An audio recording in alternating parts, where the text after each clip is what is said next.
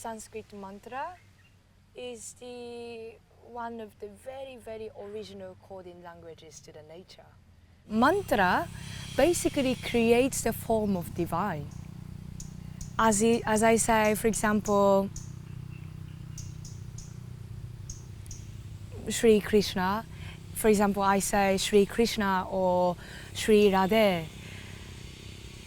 I create the form of divine and I can relate to it because divine is so abstract. It's an abstract concept because we look like a form, but our original nature is formless. For us to come to understand who we are, we were born as a form. Like we have a human body now. And then through this body, we somehow understand that this is who I am. But if I don't have this form, I don't have any opportunity to come to know that this is I am, because I am everywhere. So we understand ourselves through the form. Is the interesting situation of this body and spirit connection, form and consciousness connection. So mantra creates the form. And through this form, we come closer to the divine. Although the divine is everywhere, mantra helps us to come closer.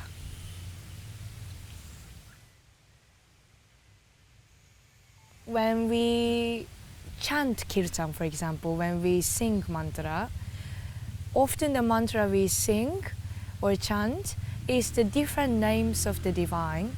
And then these different names of the divine represent the different aspects of the divine.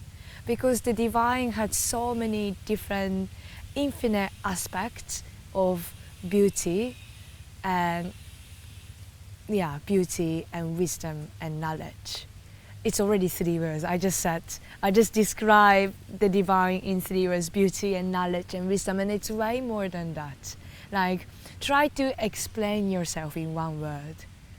And it's not possible, because we are made out of so many different layers, and we have so many different beautiful qualities to share. We have a beautiful smile, we have a beautiful body, we have a beautiful smile, we have a beautiful heart, we have a beautiful strength, we have a beautiful courage, we have a beautiful endurance, we have a beautiful clarity. So the divine has so many different aspects, and so that's why the divine has different names. And the names represent the different characters or different aspects or personalities. It's not really personality, but the different aspects of the divine.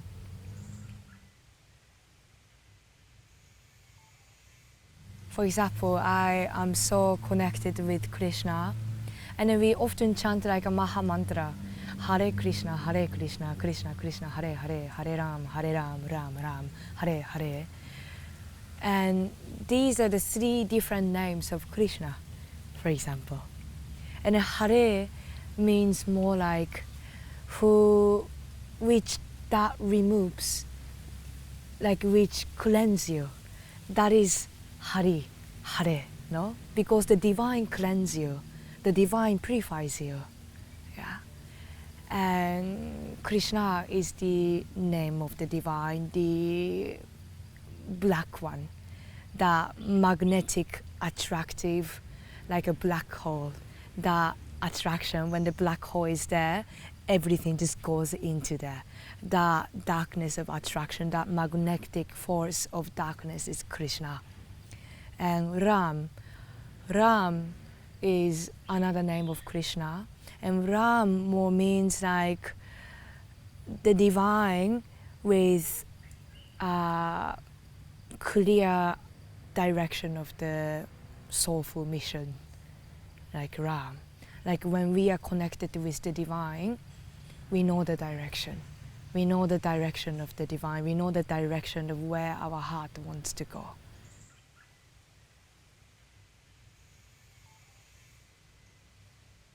today the sound healing is very common. Like sound healing, we go to the space of sound healing, we lay down in Shavasana and someone will play the gong or crystal balls, and then we absorb this frequency and vibration, and then we feel different afterwards. And then that's kind of like a passive way of toning ourselves, which is very beautiful, which can be super deep and which can be super amazing.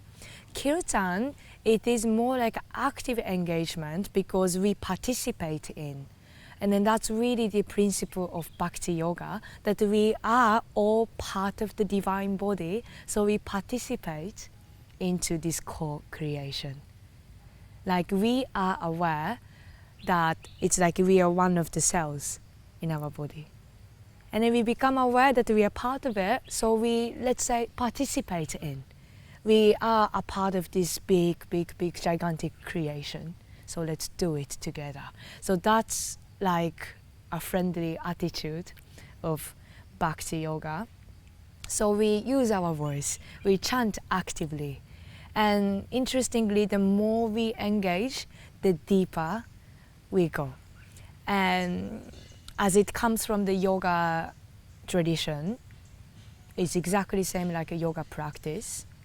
You know, in a yoga class, for example, when we go yoga class, there may be other 10 students in the classroom, and we share the space, but the experience itself can be very individual as well. So it's a collective and an individual process of journey inwards, and we support one another in the space. I hear one word, or I hear one sentence of the mantra, and I repeat the same sentence of the mantra. So it's kind of like a waves coming and going. I play the role of Kirtan leader, and leader meaning that I'm just giving a first wave, let's say. I'm giving a first wave, and second wave comes back, and I'm giving another wave, and then the another waves comes back. But it is totally a co-creative process. And by co-creating in this wave form, we actually amplify our intentions. Of course, the more voice, the more powerful, because that's the more prana. Voice is a breath, and breath is energy. So I play the role of Kirtan Lisa, but it's not like I'm doing basically something. My role is to create a direction towards divine, and then we together go for it. That's Kirtan, I think. So we chant the mantra, and it's a beautiful exchange as well. It's like I'm breathing what everybody else is chanting. So I'm receiving a lot as I lead. So it's like that. It's like this circle.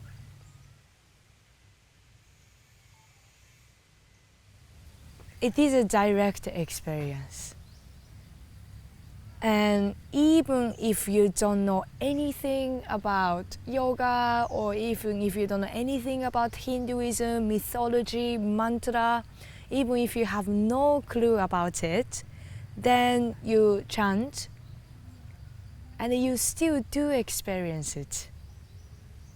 You still feel that, wow, something shifted. Something came, that the quality of my presence is different. It's transcended. From outside, it looks completely the same. I have the exactly same physical body, same clothes, same face, same everything. Internally, as the sound tones the space, as the sound refines the space, internal space is completely different after you chant the mantra for some time. So it's really one of the easiest ways for most of people to directly experience the divine. It's easy. Let's say compared to meditation. Meditation is beautiful.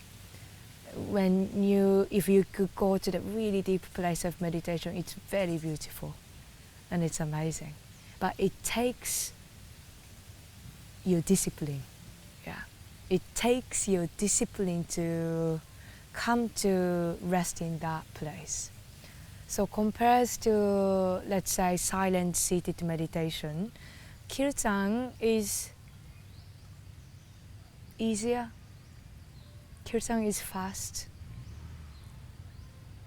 And yeah, so I believe that's why it's spreading a lot these days in the West, because it's fun, it's joyful, and you really feel the shift. Yeah.